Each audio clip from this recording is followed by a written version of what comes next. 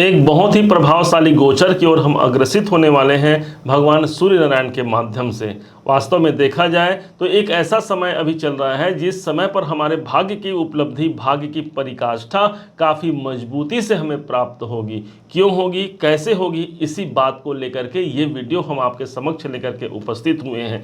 एक ऐसा महत्वपूर्ण ये प्रभाव होगा जिस टाइम पर भगवान सूर्य नारायण स्वयं हमारे भाग्य को ही प्रकाशित कर रहे होंगे। सारे संसार को यदि कोई तिमिर अंधकार से बचा सकता है, एक भगवान सूर्य नारायण है जो आदि अनादि काल से सदैव विद्यमान है उस सौर मंडल के सबसे ऊंचे सिंहासन पर। और शायद इसी कारण से भगवान सूर्य नारायण को हम राजा की पदवी देते हैं, उनका सम्मान करते हैं, और यही राजा हमारे भाग्य भाव पर आकर के हमारे भाग्य की उपलब्धि को जागृत करा जाता है।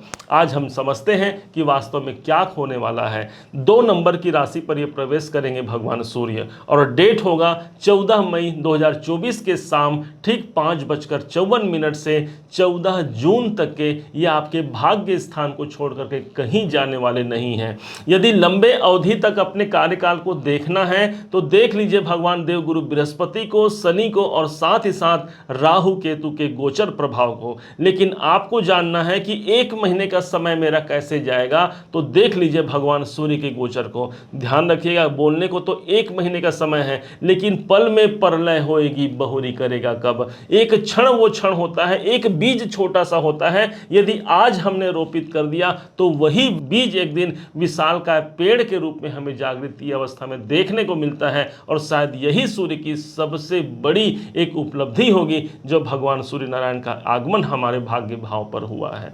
ये एक स्थिर राशि पर आए हुए हैं। 2 नंबर की राशि स्थिर राशि है और भगवान सूर्य प्रकाश के कारक हैं। इस कारण से यदि इनके द्वारा कोई प्रकाश की प्राप्ति होगी वो स्थिर रहेगी, और इस समय पर नवम भाव के फल मिलेंगे, अर्थात सबसे अधिक इस समय पर उच्चाधिकारियों का सपोर्ट मिल सकता है, या कोई ऐसे सीनियर बॉस का सपोर्ट मिल सकता है, अपने पिताजी का सपोर्ट इस समय पर मिलेगा, जिसके माध्यम से मैं अपने जीवन को उन्नत बना पाऊँ। मेरे काम धंधे में, मेरे कैरियर में कोई रुकावट है, मुझे एक सपोर्ट मिलेगा। और शायद सूर्य नारायण से, एक राजा से बड़ा कोई सपोर्टर नहीं हो सकता हमारे लिए, जो भाग्य भाव पर इनका आगमन हुआ है।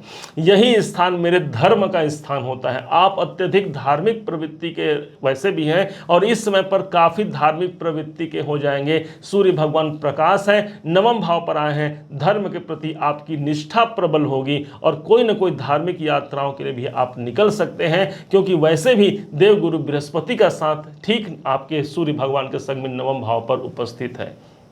यही स्थान जो विद्यार्थी हैं, उच्च शिक्षा को प्राप्त कर रहे हैं, उनको उच्च शिक्षा में एक सफलता देंगे। भाई सूर्य का प्रकाश आ गया, वहां तिमिर अंधकार नहीं रह पाएगी।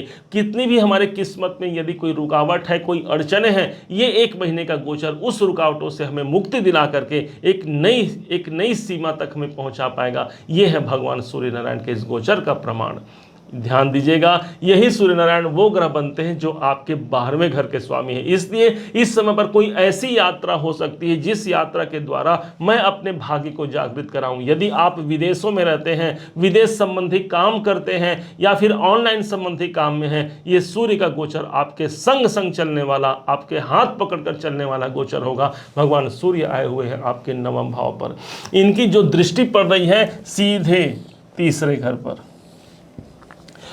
घर पर भगवान सूर्य की दृष्टि, और साथ ही साथ देवगुरु बृहस्पति भी चूंकि भगवान सूर्य के संग संग समाहित है, गुरु की दृष्टि भी पड़ रही है। इस कारण से आपके साहस, आपके परिश्रम, आपके पराक्रम का प्रतिफल इस समय पर निकल करके सामने आता है। यही स्थान है जहां पर यदि कोई चैलेंजिंग सिचुएशन मेरे जीवन में बने हुए हैं, उससे मुझे मुक्ति दिला पाएंगे। ध्यान रखिएगा, जब तक आप नहीं सोचेंगे कि हमने एक सुना होगा कि कर्म सुना है, भाई कर्म हमने किया है लेकिन फल क्यों नहीं मिलता। ध्यान है आपको पता है कि हमें अपने कर्मों का प्रतिफल क्यों नहीं मिलता, क्योंकि हम अपने हाथों से कर्म तो करते हैं लेकिन कभी वो काम हमने यहां से नहीं किया। अर्थात जो हम काम कर रहे हैं उसके लिए हमें एक भगवान का शुक्रगुजार भी करना होगा कि हे भगवान, आपने जो मुझे अब तक दिया है वो बहुत अधिक दिया है भगवान, अब जो आगे भी मुझे प्राप्त होगा वो बहुत कुछ प्राप्त होगा। इस जिज्ञासा से, इस धार्मिकता के साथ यदि आप यहां पर भी उसका अपना जो मनन कर पाते हैं, अपना चिंतन कर पाते हैं, उस कल्पनाओं को एक नई उड़ान दे पाते हैं तो निश्चय मानिए आपका कार्य किया हुआ कोई भी कार्य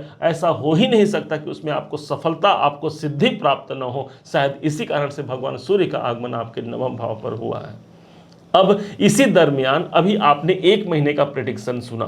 अब इसी दरमियान भगवान सूर्य नारायण 3 नक्षत्रों पर अपना प्रभाव भी डालेंगे। उसको अब पार्ट पार्ट करके समझते हैं कि अब इस दरमियान पर इसी को 3 भागों में विभक्त करते हुए उसका प्रेडिक्शन क्या होगा। समझिएगा, जैसे ही 14 मई से 24 मई का दिन आता है, भगवान सूर्य कृत्तिका नक्षत्र पर होंगे, जो इनके स्वयं का नक्षत्र होगा। इस कारण से भाग्य की उपलब्धि और अधिक प्रबल होती है। इस समय पर कोई ऐसी जागृति आ सकती है, जिसके ऐसे कोई रास्ते दिख सकते हैं, जिस रास्ते को पार करके मैं अपने मंजिल तक पहुंच जाऊं। यह है भगवान सूर्य नारायण का कृत्तिका नक्षत्र पर प्रभाव होना। अर्थात अपने नक्षत्र पर जब कोई ग्रह होता है, अपना फल मजबूती से प्रदान करता है, ऐसे ज्योतिष शास्त्र का मत है।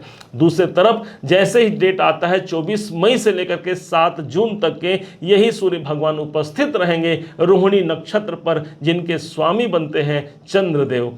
चंद्र देवता स्वयं शांति के प्रतीक माने गए हैं। अर्थात भाग्य उन्नति में कितनी बाधाएं हैं, ये समय ऐसा होगा मुझे शांति प्राप्त होगी। एक चंद्रमा को कहा गया है माँ, कहा गया है चंद्र माँ। इस समय पर अपने माता जी से आशीर्वाद आपको मिलता है, उनके द्वारा धन मिलता है, सम्मान मिलता है। प्रश्न उठ सकता है, भाई माता जी कैसे धन देंगी, क्या वो काम कर रही हैं? यदि जीवित भी नहीं है तो ध्यान रखिएगा, उनका आशीर्वाद जो आपके संग संग चलेगा वो किसी बड़े धन से कम नहीं होगा, किसी बड़े उपलब्धि से कम नहीं होगा। इसके बाद जैसे ही समय आता है 7 जून से लेकर के 21 जून तक का समय, यही भगवान सूर्य नारायण उपस्थित होंगे मृगशीरा नाम के नक्षत्र में, जिनके स्वामी बनते हैं मंगल। और मंगल को देखा जाए स्वयं एक साहस के प्रतीक है, एक प्रतिष्ठा के प्रतीक है। और मंगल आपके गोचर पत्रिका के अनुसार अष्टमेश बनते हैं, साथ ही साथ यही बनते हैं आपके पराक्रमेश, जहां पर ऑलरेडी सूर्य की दृष्टि जा रही है। इसीलिए हमने कहा यह समय है आपके भाग्योन्नति में, आपका प्रबल मार्गदर्शन प्राप्त होगा। आपको एक ऐसी निष्ठा आप प्राप्त कर सकते हैं जहां पर मेरे भाग्य मेरे साथ है, अब मुझे करना है वो काम जो मुझे करना है, अब मुझे वो सोचना है अपने मन मस्तिष्क में, उस कल्पनाओं को मुझे जीना है जिस कल्पनाओं के लिए मैंने कर्म किया है। निश्चय मानिए सूर्य का आपके नवम भाव भाग्य भाव पर जागृति होना किसी सामान्य घटना को आप इसे मत मानिएगा, एक विशिष्ट घटना होगी जहां पर सूर्य भगवान उपस्थित रहेंगे। साथ ही साथ आपको पता है कि देवगुरु बृहस्पति को अस्त इसी भगवान सूर्य ने किया था।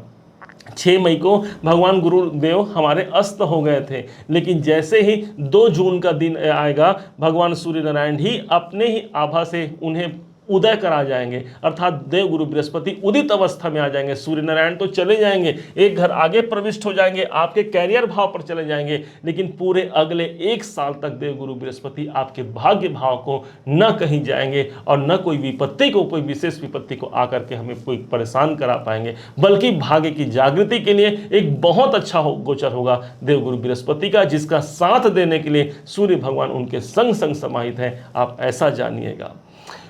उम्मीद है आप सबने इसे समझा है, आप सबने इसे जाना है।